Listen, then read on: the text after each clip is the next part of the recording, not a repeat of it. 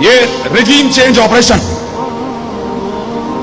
10 मार्च मैं उस वक्त के प्राइम मिनिस्टर इमरान खान साहब को मिलने गया था। उस दिन मुझे पता चला कि एक साइफर आया है। 27 तारीख को इमरान खान साहब ने पूरे पाकिस्तान को बताया था।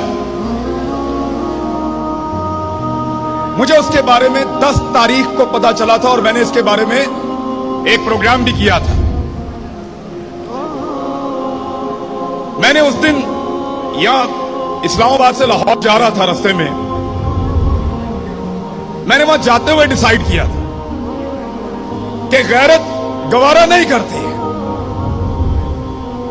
यानी मेरा मसला महंगाई तो हो नहीं सकता, अल्लाह का शुक्र है मैं ठीक कमा लेता हूं। मेरे ख्याल में महंगी चीजें भी हम खा लेंगे। 70 साल से महंगाई बढ़ती चली